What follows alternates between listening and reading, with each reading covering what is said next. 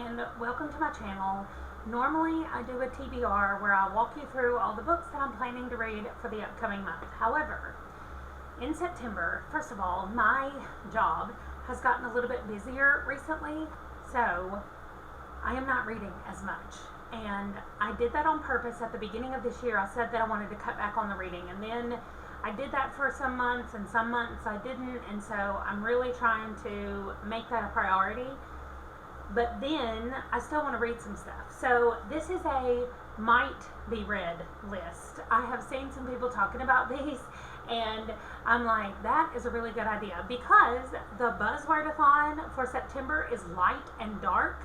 So any of those words that mean like light or dark.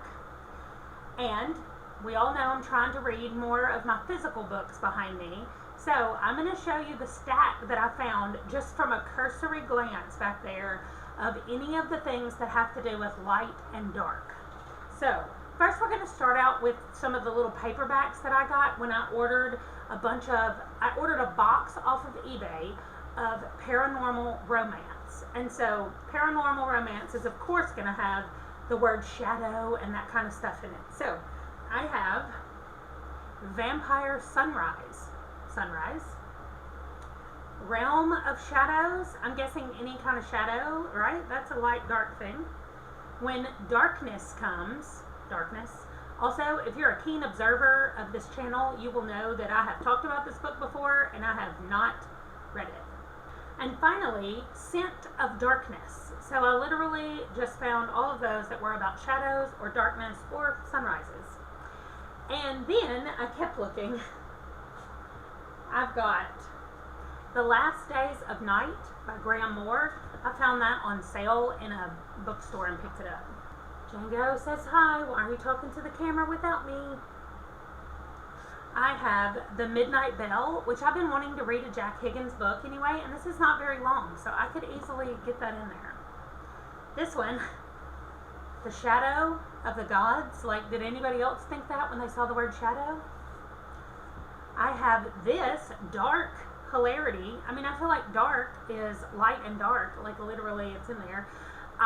This is a self-published book. I was on Steve Talks Books channel one night talking to Joseph Sale, and I really enjoyed our conversation, and I really want to read one of his books, so I ordered it immediately, and I haven't read it yet. So, dark. Also, this is a popular one, Ender's Shadow. I know that this goes with Ender's Game, and so I'm not sure if I need to read Ender's Game before I can read this. I assume I probably should, so this one might not get on the pile. Then we have The Shadow of the Wind by Carlos Ruiz Zafón. I think that it is Amy over at A Star Reads that was talking about this book, but somebody said it was one of their most favorite books, and so I picked it up because I found it at a thrift store. I mean, you can tell the inside, whatever is supposed to be here that we see through this hole is missing. So anyway, I mean, it looks like it was well loved by someone, and so I want to read this one. We have Shadow. Then I have V.E. Schwab, A Darker Shade of Magic, and I have read one of her books before, and I really enjoyed it. So I feel like I would like this. It's another one, possibly. And then finally, the one that I really, really want to read, Black Sun by Rebecca Roanhorse. And it's called Black and Sun, so I think we have dark and light on one book. So those are just the books that fit in the Buzzword-a-thon for the first 7 days. So just having them like all stacked up here, I can't even pick it up.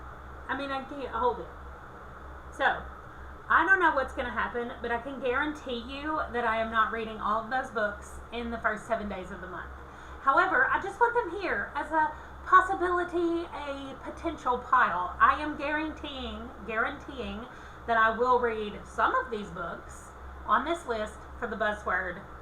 So I will put out a video just about my Buzzword and what I decided to read. Then I am going to be doing a week of Stephen Graham Jones. Again, there are a ton of shorter works of his that I have not read yet, and a couple of longer things. I think I have read almost all of his longer stuff. I only have short stories and novellas left, but I'm going to go down my list and just pick the next I don't know, 3 to 4 things on that list and read those for my Stephen Graham Jones week. It's going to be All the Beautiful Sinners, It Came from Del Rio, The Gospel of Z, if I can find it, and Floating Boy and the Girl Who Couldn't Fly. Those are the 4 that I am like trying to get to during my Stephen Graham Jones week. Whether or not I make it or not doesn't really matter, but those are the ones I'm going to try to do. I only have 14 things left from Stephen Graham Jones to read. So I will be getting to those 14 before the year is out. So I am so happy about that. I started reading his stuff last year. Whenever I did the spinner thing that picked him as my author, is when I started reading his stuff, and I'm almost finished. Even though I know he continues to put out books over and over. Then it's going to be time for my next 3 NPR books. We are on Family Matters. That is the group that we're under in this reading, and on the NPR challenge. And we're starting in 2016, 2017, 2018. For 2016, the first one I'm reading is called 32 Yolks. From My Mother's Table to Working the Line. I don't know what's up with me continually getting these cooking books, because I hate to cook, but I like to read about other people cooking, so it's fine. Anyway, this is just about a boy, a tour of Eric Rippert's childhood and first years in the kitchen. So I think that's very cool that we kind of get to go back and see what happens. I'm assuming that he was like 32 years old when he wrote this, or maybe 32 is going to come into play in some kind of way. Who knows? He could own a restaurant that's called 32 Yolks. I really don't know. But I'm excited. First book, nonfiction, 2016. Okay. For 2017, it is The Totally Unscientific Study of the Search for Human Happiness by Paula Poundstone. Y'all, I am of the age where I know who Paula Poundstone is, and I think she is hilarious. And so I am so excited to get to this book. I've never read any of her books, but I have heard her a ton on Wait, Wait, Don't Tell Me, and I've heard some of her comedy stuff, and I can't wait. So I have 2 nonfictions so far. Let's see what 2018 is going to bring us. Okay, it's a fiction book. But the first thing I noticed was the author's name, and I was like, that looks really familiar. I think he wrote The Kite Runner, and he did. So it's called Sea Prayer, and I'm already scared that it's going to make me cry. But it says, haunted by the heartbreaking image of the 3-year-old Syrian boy whose body washed up on a Turkish beach in 2015, and the terrible fate of thousands more who have attempted that same journey, Khaled Hosseini, I need to find out his name, expresses the horror of the current refugee crisis in a powerfully moving picture book for all ages. Addressing his young son as they embark on this perilous crossing, a father recalls happier times he wishes his son could remember before bombs and starvation forced them to flee.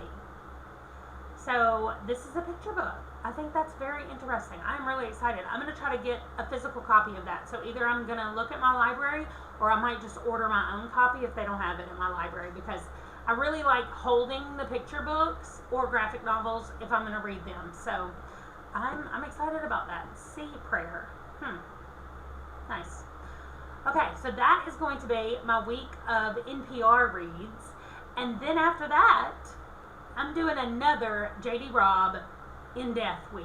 I had so much fun this last month just reading in-depth for the week. It was so nice and so refreshing, and kind of brought me back to like a pattern that I know, like it's comfortable. I know what's going to happen. I know who the people are, and so I love it. And so I always like following up the NPR week, which is usually like heavy and heartbreaking and really thought-provoking reads, with something that I know is going to just be exciting and fun, and I'm going to really enjoy it. So I like that. Then, because it's going to be the very end of September, I think I'm just going to pick some scary books to read that last week of September. That video won't come out until October when I talk about those, so I don't even know what they are. I would love some recommendations below. I like to read Stephen Graham Jones. I like some Grady Hendrix. I could possibly pick this one up back here. This is the Southern Book Club's Guide to Slaying Vampires. And I like Stephen King. So I'm kind of open to whatever as far as that goes.